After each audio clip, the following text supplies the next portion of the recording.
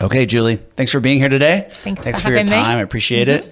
I know you are a busy lady. You wear a lot of hats. So this is Julie Reddington with Colorado Home Realty. Why don't you give us your elevator pitch for kind of what you do and who you are?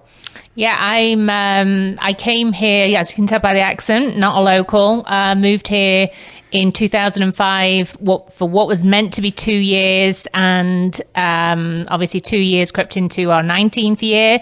Back in the day, I wanted to do something that was done very differently, and I've always loved houses, and so real estate felt like a very natural career to kind of train under in the American system. And obviously I never went back, and so we've grown up here.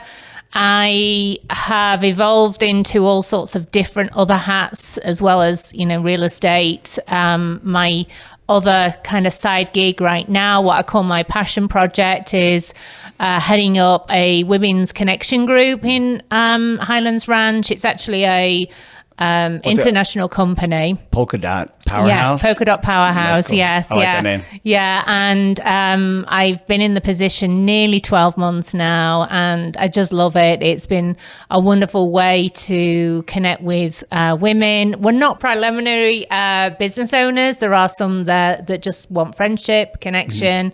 And it's been a nice platform in which to build this community, which I just feel like we need so much right now. I agree. Yeah, we were talking about that before. Just connecting people and building community is kind of both of our passions. So how we ended up here, probably how we ended up connecting. Definitely want to talk about Polka Dot, but I have some real estate questions too. But so tell me a little bit about your childhood, just so people can know kind of how you ended up here.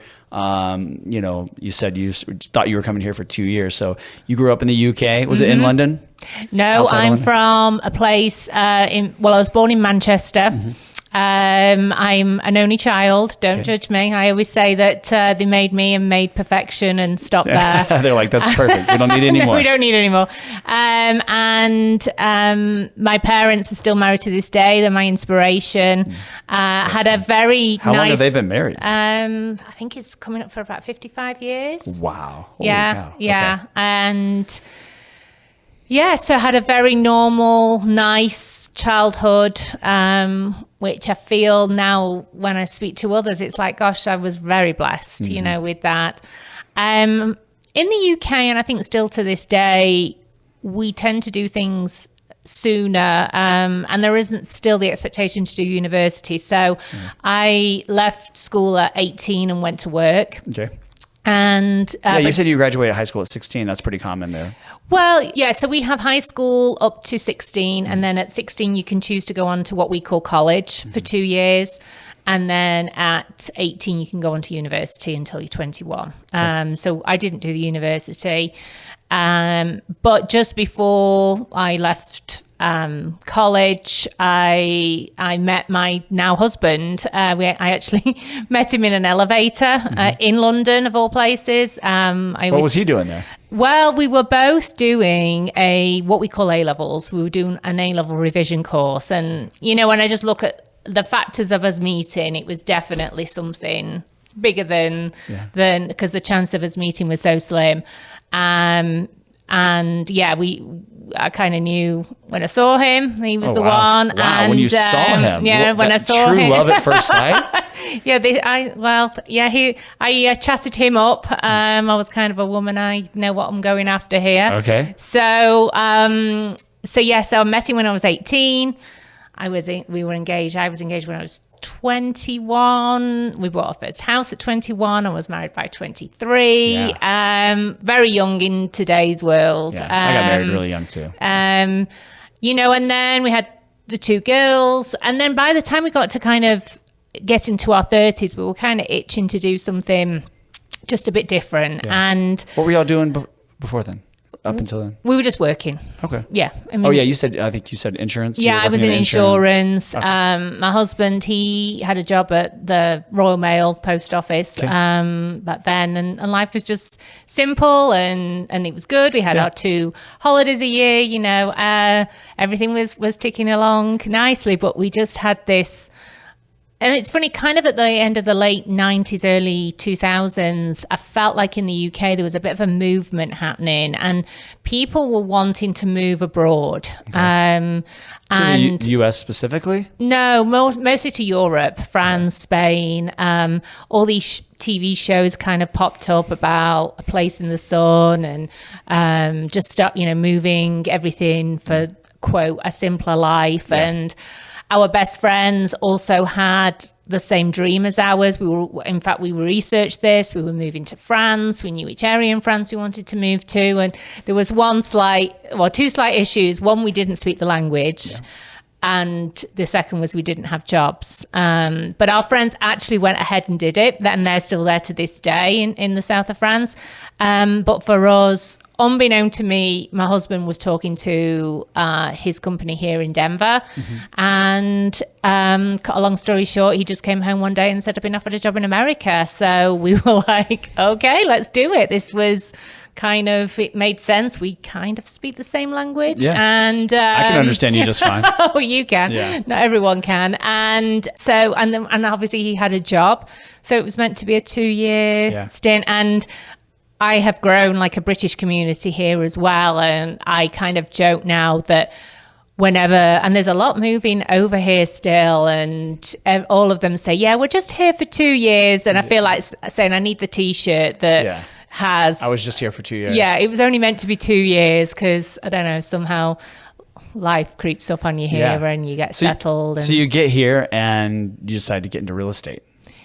Yes. Well, I couldn't work for a year and then for visa reasons. And then I was looking for something as well because the girls at the time were little, 6 and 3 when we moved. And so it was important to me that anything I did evolved around them first because we were in a strange country. We didn't know anyone. We didn't have babysitters. We didn't have that infrastructure at all. So for me, it was important to have a career that was... And again, the universe blessed me with a woman came into my life because I knew nothing about real estate. I mean, again, it's done so differently. And I knew I had to start at the very bottom. Yeah. What was the attraction for you? I just love houses. I mean, even now, I just love going in people's houses. And I guess it's part of like one of my values is connection. And it's kind of a connecting activity. And just helping people with that. And a community is another one of my values. So it's helping people if they're moving here to get them, try and get them established. Because I know that if you're not happy at home, then it affects everything. We rented for 2 years and it was very unsettling. And so just that power of home ownership, I mean, they say it's the American dream, but there's just something very settling about having a house, home in instincts, and all of that. And I was very blessed to just, I mean, again, it was back in the day, I think there was still jobs were in newspapers, or Craigslist was kind of the way that back then. You're talking like 2005? This was 2006 now. Yeah. And I applied for this admin job on a team, and the woman, she always joked, she always said, oh, you interviewed me, not the other way around. But she was an incredible woman, and I'm very blessed. Again, looking back, people come into your lives for reasons. She came into mine. It wasn't long enough, but it was enough for me to respect this woman. She had, she'd built up a real estate empire. She was a single parent. She'd had 5 kids. She was just incredible. And I always look back at her to this day as another mentor that was just, helped me shape my career here. And of course we got into it 2008, 2009, it was not looking good. Yeah, that was tough. Tough time to get into real estate. I know. And as everyone was leaving the industry, here was me running into the industry, and I got my license at the end of... Sometimes it's better to zag when everyone's zigging, Right. Well, that's, I agree. It's when everyone's running away, you run in. And so I got my license. Everyone said, oh, you should get your license, And I was like, no, I'm moving back. Oh, yeah. And when we realized that probably we weren't going to move back, I got my license and life was just getting into familiarity. Yeah. They say those first 2 years of real estate are kind of the hardest when you're building up a network. Was that tough for you? Yeah, I think any business, it takes 2 years to build up trust, just really with people that you know. And then I think 5 years is the time that I think if you can make it to 5 years, then you'll thrive. That's funny you said that. My first 2 years of my business, it was just a side hustle.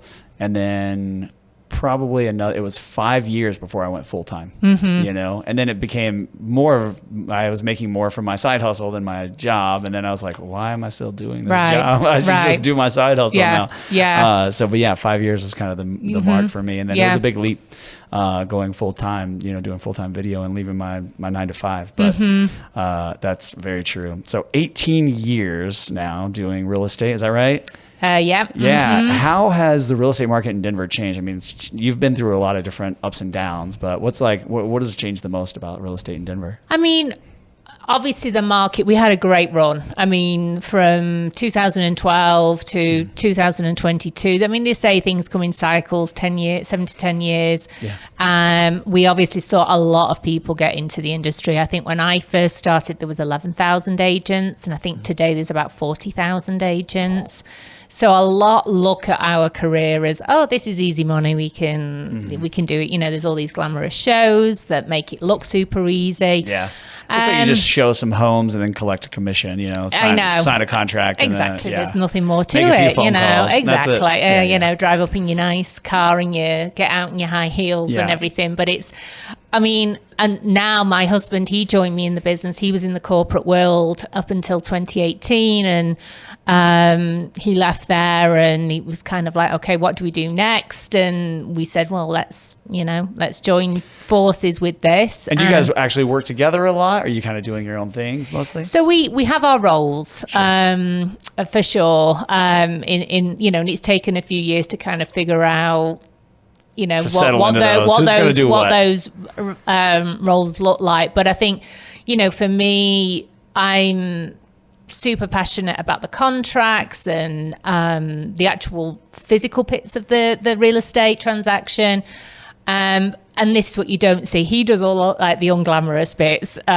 He'll be there helping sellers get themselves ready. I mean, physically moving stuff out. He's been in crawl spaces, clearing stuff out. We're cleaning houses, you name it. We put all the hats on to make sure that our sellers are getting all the help that they need, because it's a very emotional business. And I think that's what a lot of people don't realize, is just the emotions of helping families or first-time home buyers or whoever it is. I mean, it's a huge transaction. So there's a lot of their wealth is tied up in this transaction. Probably the biggest financial transaction most people ever do. For sure. And so they don't realize just the hand-holding that's needed, the talking people off cliffs, the trying to help them get them moving to that next step. Because we're seeing a lot right now, and the trends, kind of show over time. But like I'm seeing right now, there's a lot of people who have been in the houses a long time. I kind of joke that we're like crabs in that we grow into our spaces and we fill every nook and cranny. And then a time comes and you're like, this house is too much for us now, and we need to kind of quote downsize. But it's very hard to downsize right now. I call it right sizing. Because to downsize is very tricky. How come? Because the values of homes, and if you think about it, as a first-time home buyer, you're just grateful for a front door and a roof. The more houses, the more you go through in life, you kind of have a minimum expectation of what you want. So it's very hard to. It's funny how we do, or just the nature of humans. Like, moved into this house, and this was like the nicest house that we ever owned, and we're like, this is great, this is so fantastic. And then a year in, you start to like nitpick things, and I wish we had this, I wish we had that. And, you like stop enjoying what you have, and you start to like dream about making it better and making it bigger and moving into the next bigger house. I know. know. Crazy. And I think It's as well, nature. we've kind of grown with our sphere of people. So it was that, when we were in our 30s and 40s, it was the people moving up into the long-term house. But now there's a trend coming through, and I think probably since COVID, of that people can work from home more, and the world is their oyster, and they're going and they're looking at these big houses going, we don't need this anymore. And let's smaller families too. Yeah, I mean, you grow into the big house and then everybody leaves, and it's like, why are we in 3,000, 4,000 square feet of house? Two of us. It doesn't make sense. I hope my husband's not listening to this, because he'll be like, right, we're moving. And that's the trend I'm kind of seeing now is that there's also those that are going, we don't have to stay here anymore. Let's have a simpler life. Let's move into something that's suitable for the two of us, and then we'll take that money and go and buy somewhere fun, you know. Buy an RV. Whatever it is. No, I'm not buying an RV. That's what my parents did. They bought an RV and retired and just drive around in there. Yeah. I like the sound of that house on the beach in Newport that you were talking about. Yeah, there you go. I don't know what those are going for. Wherever that is, yeah. It's nice. 3 houses away from the beach. So it's like, you don't have to deal with all the people walking in front of your porch all the time, but you're right there. So yeah. Me too. That's a dream, but I'm a long way away from affording that. Yeah. We'll just rent it a couple weeks out of the year, and that'll be us. Yeah. I wanted to, I didn't tell you, but I got my real estate license. I told you I moved to Austin, but I got my real estate license, and when the pandemic hit, it's because my business just shut down. And I was like, and I had a lot of friends in the industry, and they all told me like, you would love it, you would do really well. And I was like, all right, I got a lot of time on my hands. Let me just go get my license. So I did in Texas. I tried it for 6 months and just was like, this isn't for me. Doing so much work with no guarantee of getting paid was really difficult for me to swallow, because I'm used to like project, get paid, finish the project, get paid, move along to the next one. And these were like, I was spending hours, days of my life looking for houses for these people with no guarantee. This is in the middle of the pandemic when like everyone was flooding to Austin, and it was so hard. And I remember my first, person that, my first client was moving to Austin, and they had a great healthy budget, but they thought they were going to get this, and prices were going up faster than, and it was just a really struggle. And so I was like, I think I'm going to go back to video. I had some clients calling me like, hey, I think we're ready to shoot some videos now. I was like, all right, I think I'll do that. Instead. I couldn't hang. They said it's probably one of the few careers that, you don't get paid until it closes. There's a big risk. And you can spend, spend a lot of time with people, and there's no guarantee that you're going to get they can paid just change at the end their mind. of it. They can just, work you for months and then change their mind. I'm sure that happens. Yeah.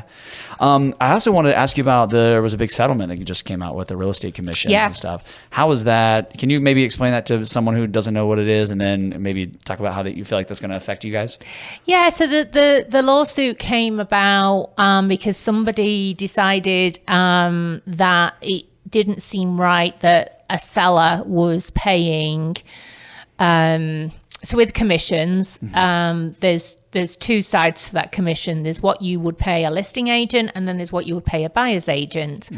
So they decided that they felt they hadn't been made aware that this buyer's agent's fee was an option. And they also felt that there was some like price fixing that goes on, because there is a traditional model. You'll hear it's 6%, and however however that's broken down. Yeah. So on Friday, NAR settled, and it had been decided that basically the buyer's agent fee is now removed from the MLS. So whereas we knew as agents, so if we're showing houses, we would look in that buyer agent compensation, and it would say what the seller is willing to pay. Now, the fact of the matter is, it's always been negotiable. A seller has never had to pay a buyer's agent. But I think I guess time will tell. For me, I just sit listening to all this and I'm just rolling my eyes going, this is just making our lives harder on a system that worked. And I don't think it's really going to change anything. Yeah. Personally, we've just got to now find a way to... just adding an extra step. So the MLS can't put the average commission for a buyer's agent in Colorado is usually 2.8%. So that can't appear in MLS.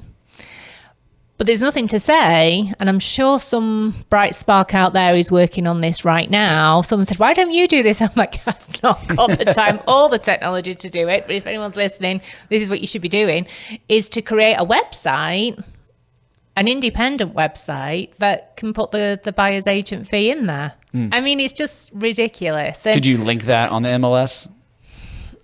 Who knows? Yeah. Who knows what? Because I don't think MLS are allowed to do this. But there's and again, it's still, they have until July to figure out. It's just sort of an extra step. Yeah. And sellers still have the right. I mean, they can go to a discount. The idea is that you can, that the seller is going to have all the equity, and they're going to have a big payday coming, so that they would be able to afford both commissions, and the person buying the home isn't going to have the cash to pay for all of it. So to get the transaction done, the seller has always just paid that. And I think it made a lot of sense when home prices were probably lower. Now I think the complaint is that home prices have gone up so much and the percentage has stayed the same. So it's a big expense to the seller. So I understand why some sellers, I think agents are worth it, because I got my real estate agent license and I couldn't hack it. And I know how hard it is. It's and how much almost work like it is. everyone's got to go through all the doubters out there. It's like, as part of your education at school. I think good agents are worth it. Yes. Because I've had a bad agent, and I think that, both, I would look at them and say, oh yeah, they didn't really do very much, and they probably shouldn't get 3%, because they didn't do what they should have done. But all the good ones, all the ones worth, are worth it. And I think this is where I think this will be a good thing. At first on Friday, I think we were all a bit paralyzed, and we were like, we're never going to earn any money again. Yeah. And then as, the fear kind of goes away and you kind of think of this, I think it's going to show the true professionals, those who can have the good conversations with the buyers and sellers. And again, they're in the driving seat as to how, they have the right to say, a buyer, I would sit down with a buyer and say, okay, there's a good chance the seller may not pay the commission. Are you willing to do that? And that buyer can say, yeah, I have the money to do that. Or no, let's just not look at houses where the seller, and that's the thing, that the seller has the choice. Right. But a buyer can opt to not look at those houses. The numbers will probably all work out the exact same. Right. Yeah, because it's like for sale by owners right now. They always think, oh, you can save this money, but statistically for sale by owners always lose money, even though they think they're saving money. They don't know how to market it, So...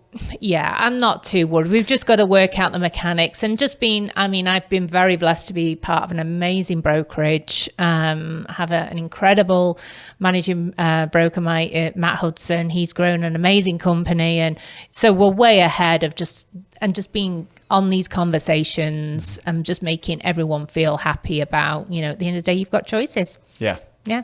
Yeah, and it's negotiable. It's always been negotiable, but now it's just a little more transparent, I guess. Right. And you have to have that conversation. Yeah. So, yeah. I'm sure you had to have that conversation before, but it's... Yeah, we never quite did with like the buyer agencies.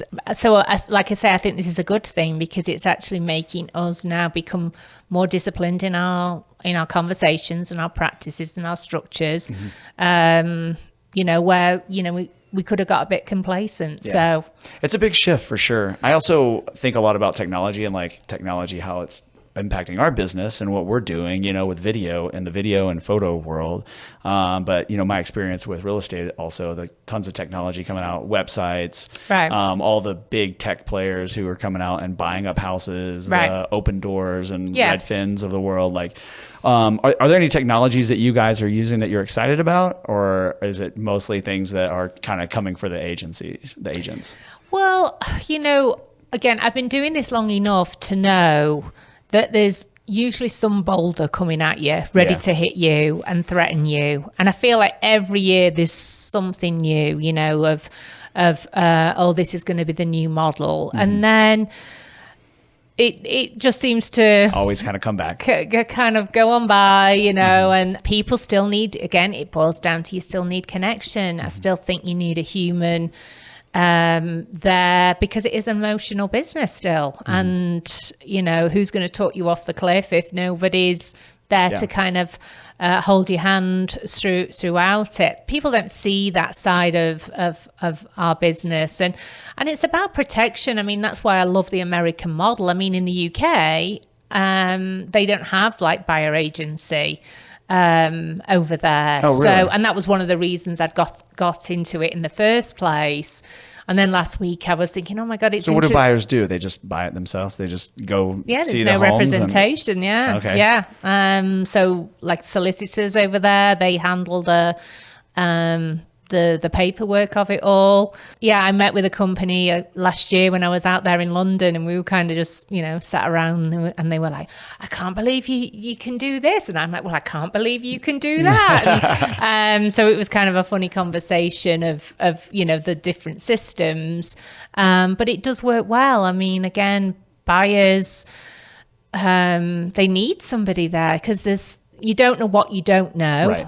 And it only... Especially first-time home buyers. You have no clue what you're looking at. Yeah. You know what I mean? No clue what you're looking for. You don't understand the order of operations, like, you know, why you need to pay. Like, you know, inspectors can be expensive, but, like, they're so necessary. You know, they're going to catch things for you and save you a ton of money in the long run. Yeah. So you just don't know those things. So there's just... I think because homes are, like, physical spaces also, and, like, you need to, like, walk around and experience it, I just don't think there's ever going to be, like, a website or software that can replace someone holding your hand as you walk through the house and pointing things out and talking about things and talking about the neighborhood. Software's never going to know, you know, can walk around and look at the neighborhood and understand the situation, you know. And we're the real estate agents, we are a big population now. And so I think if we collectively get together, it's very hard for some of these industries to actually bulldoze us over, because, I mean, that was it last week. I was like, if we all just jump on board the same conversation that we're having with the sellers, everything's going to carry on as normal. You know, so we have that community, which is powerful. Yeah. How big is your brokerage? We're about 100. Okay. Yeah. That's a great size. Yeah. And what part of Denver do you operate in mostly?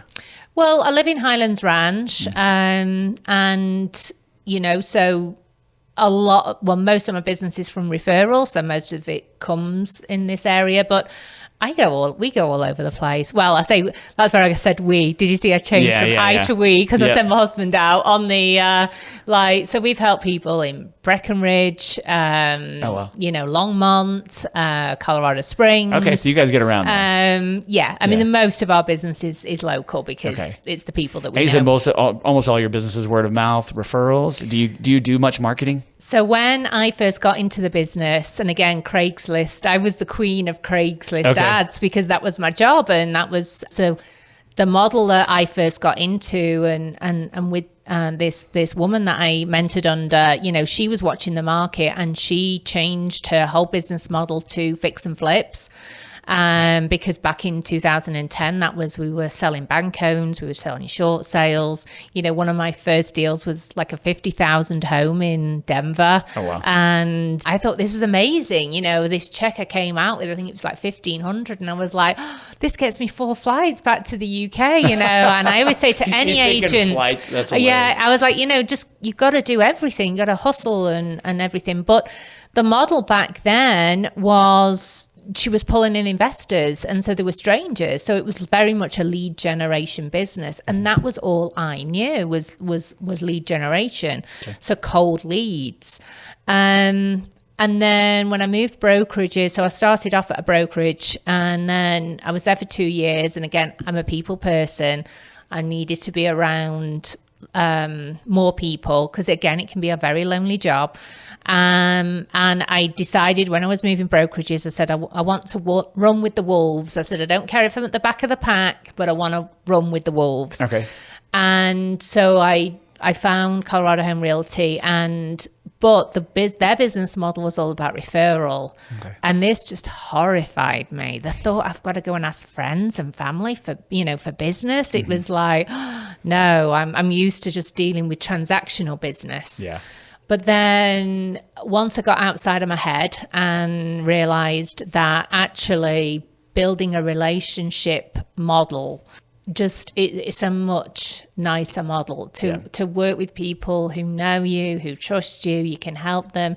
And again, it was that 2-year mark. I mean, friends weren't sure to, for anyone new in the business, it's going to take them to build. I often hear, my best friend went with another agent, and I'm like, yeah, it happens because you haven't got the trust in with them yet, and you are going into a very personal space of people's lives. I mean, we see it all. I mean, we're therapists, we're marriage counselors. I've been in closing rooms where I've had to, like, divorce situations where I've had to, like, take the exes into different rooms because it was getting heated. But for me, it's just helping someone that you love, and it just makes the job so much nicer. And I think for any business owner, it's easy to kind of think, how am I getting my business? Like, let's just do all the marketing and all of that. But in my experience, the nicer business comes with those who know you. Yeah. And, what's interesting is we create content, we do marketing content for people, but still most of our business is referral, and I love that because you already have a connection with them. You don't have to build a lot of rapport, right? It's like, hey, my friend recommended you, and you trust that person. If they're friends with your friend, then you kind of know that they're going to be like a good person to work with. You're off on a good start anyways. Exactly. So it's just so much better. It's definitely the way to go. Now, there's nothing wrong with, getting cold leads I think that's how everyone in real estate probably starts, right? Yeah. Mm-hmm. And drumming up leads. And it's still part of our business. I mean, doing open houses. Yeah, you've got to still, even though I've been doing this, 16 years? No, 18 years. 18. The hustle never leaves you. It never comes easy. You can never take your foot off the pedal at all. Because there's somebody right behind you coming up. I know. Yeah. We're not unicorns. Yeah. I say that all the time. Same. We are not a unicorn business, and everyone knows probably 15 realtors. So, at times it can break your heart. And I think the other thing nobody ever tells you as an entrepreneur is how much personal development you'll do, how much soul searching, like how do you show up in the world? How do you handle the rejection? And so that's the piece I'm very passionate about, is helping agents to get out of their heads, I think you're doing a lot of mentoring and training? Yeah, I've done mentoring for many agents, and run collaboration groups within our office, and I'm very passionate to take those collaboration groups outside into the world, because again, this mentor from in real estate, I remember back in the day, I think this was about 2008, and there was this big thing coming out called The Secret. Have you not heard of The Secret? I don't. It's all about, I think it was like a movie, or it was something and basically it was about manifestation. And it was like, if you can put your dreams out there, then the universe will send them. It was quite woo-woo actually for 2008. And for me, this was the first time I'd ever kind of seen anything like this. And she filled this room of agents and taught them all this technique of The Secret. And I said to her, why are you doing this? Why are you bringing in effectively your competition and giving them the secret? And she looked at me and she said, there's always enough business to go around. Yeah. And then she kind of quipped on the end, and most people won't do it anyway. So I was like, okay. But I do she believe seems very wise. She was. And, but, I believe in power partners. I believe in all supporting each other, and just making us all better, all around humans. And it's a rising tide situation, right? It's like raises all boats, right? Right. Yeah, I kind of operate in the same way. I don't have secrets. happy to teach anyone, even if you're my competition, Right. I trust my abilities and my skills enough that I think I can always stay ahead of the competition just a little bit. So right. I always wanted people ahead of me to help me. And I had a few people along the way. So it's like, it's easy to just give back when you've been given. I sat down with a woman only a few weeks ago and I was telling her all about the polka dots and she came from like a very kind of networking type background, and which I hate. I hate the word networking. It just makes me go, ugh. Because I think you're going to do business with the people that you like and trust, and the connection piece comes first rather than here's my business card, do business with me. And I actually said, I love this world, this polka dot world that I'm in, but honestly, right now, it's not brought me any business. And she looked at me and she said, well, why do you do it then? And I said, because I know the universe will reward me. It's somewhere. It may not necessarily be in that arena. And it may not be financial. Right. Yeah. I know. It just, it lifts my heart and soul up, and it's, like I say, it's my passion project. I love it. And I think people forget they've got to go, again, we're taught, and especially in my world of real estate, there's so many coaches. This is how you got to do business. You're only going to be successful if you do this. Right. And half of it, I'm like, yeah, there are the fundamentals, but really drilling into your values and and I'm actually doing a talk for the first time next week on this about drilling into your values, because that's what helped change me of like, well, here's who I know I am. And we're all different. We all have different values. Some of us will have overlapping, but everyone will have something different. And that's where I go to, if business is feeling a bit sluggish or I'm in my head a bit more, I'm like, okay, where am I going with this? Which world shall I go and go into today? And it might be the friendship piece, and I'll go, right, let's go have coffee with a friend, and that'll make me feel good. Or community, I do so many events, but that's what fills my heart and soul as well. So that's awesome. Yeah, you said a couple of things that I wanted to touch more on. You said that you're a connector in the community, and that's where does that come from? Like, why is that one of your values? How did you discover that about yourself? It's what you're born with. Yeah. We all have When did you recognize that in your... you don't know it at the time, but then I look back and I go... And again, once I'd done this exercise, which anyone should come and see next Wednesday so I can walk you through it, I look back on my life and I go, oh, that makes total sense. For example, I remember my first day of primary school in the UK. So I was 4 years old. We start school early in the UK. And school was actually my happy place because it embodied all of my values. So it was, so my 4 values are connection, friendship, community, and loyalty. And school, most people look back at, oh, I didn't have a great schooling or what have you. I look back and I had such a wonderful time because I was in my element. And I remember the first day of school, my oldest friend walked in and she was holding her mom's hand and scared to kind of come in. I remember going up to her, grabbing her by the hand and said, come be my friend.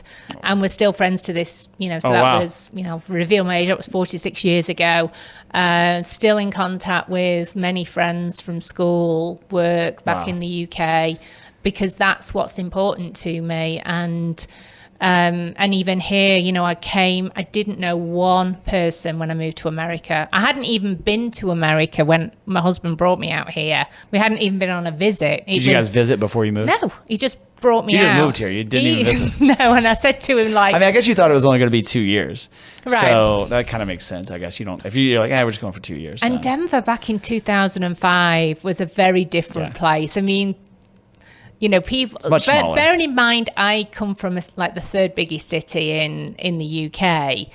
And then I'm seeing people walk down 16th Street Mall with cowboy hats and boots on, and I'm like, where am I? have I come back in time? Good thing you didn't move to Texas. It really would have blown your mind. No, so very culturally, but I didn't. So everything I knew of my value system had been stripped away from me. We didn't have...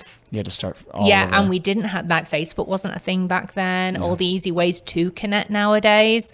Phones were still kind of old and all of that. So it really was a time for me of I don't want to say I'm not somebody who wallows around, but it was tough, tough in a nice way, in a first world problem way, but I had to start again. Well, you've made a great life for yourself here, so we we are glad to have you as Americans. So let's talk about Polkadot a little bit. How long have you been involved with Polkadot? When did it start? And just tell me more about it. So the and again, it was a universal send. The actual organization, I think, is 8 years old. I might be wrong. And it's international. It's really big. Yeah, I mean, it's mostly in America. There is a chapter in the UK. There's one in Canada. There's one in Australia. Did you start the UK? No, I didn't. Okay. I hadn't even heard of the Polkadots until it was October 22. Hadn't even heard of them. And again, I was looking for something new in my life, but both the girls had left home. And I knew for my business, I needed, as we call, fresh blood in the system. And I needed to go out and meet more people, because it's not what you know, it's who you know. And so I was kind of looking for a group, and it's very easy to fall into the traditional networking kind of groups. But I've been a part of some of them, and they just were not me at all. I mean, it was just, I'd have to drag myself there, and it just wasn't a good feeling for me, and all of that. And that's not to say they have the places for people. It's just whatever your personality is, and it just wasn't mine. And then I heard that the Highlands Ranch chapter was looking for a new managing director. And I was like, oh, I can do that. I've led other groups and things through work and all of that. But started the application process, and they were like, well, you have to kind of just be a member for at least 2 months before you can apply to be an MD. You're giving them your application to join and your application for the job. Yeah. And then, so I had to go through the whole 2-month process, and then I thought, oh, someone else will probably step in, and the role was waiting for me. Had to go through a pretty intense application process to get the role. I mean, they take it seriously. It's good, because they want people to succeed. And and I hadn't interviewed in goodness years, right. And all that. So I had to go back to all that and feeling in my head and dread and all of that. And anyway, I finally got the job. It's nearly 12 months ago. So I took the job on, and I've grown it. I mean, I think we've had. So you have a Highlands Ranch chapter? Yeah, I mean, it's kind of, I call it South Denver, really, because we pull in Littleton, Castle Rock, Aurora, Parker. So really, it's the whole of South Denver, but technically we are a Highlands Ranch chapter. And what sort of women does it attract? Well, again, you attract what you want to attract. So the women I've attracted have just been incredible women. I'm a big proponent in girl power, and it saddens me when I hear people and it's hard to make friends nowadays. I mean, I heard of I think it's not Tinder, but it's one of those apps that you can now pay for a best friend, to find friends on. Yeah, I've heard of this too. It's Tinder, best friends Tinder. Yeah. And not judging the people that do it, because it is a genuine need right now that people don't know where to go. Like, if you're not part of a church or, I mean, I think kids help with meeting people, but if you're not at that stage of your life where you don't have kids, it's very hard to move somewhere and go, where can I go? And I've just I've had various groups before the Polkadot thing, so it kind of merged my worlds together. I've been running women's groups and since 2018, obviously COVID put a little bit of a dampener on things, but just having women speakers come in, it was just a place to connect. And I know the power of friendship and connection, and so it's just given me the platform in which my values are brought to the table and I can really shine in it. And again, the women, it's not all business women. I mean, 90% have a business. Okay. But there is also a few that, again, just want connection, want friendship. And we're about abundance as well. You hang out with business owners, that 10% will probably start their own business. Well, there are some that are kind of like a mums like me going, I want to do something next and I don't know what that is. And yeah, it could just be, I always say the universe will deliver what you need to.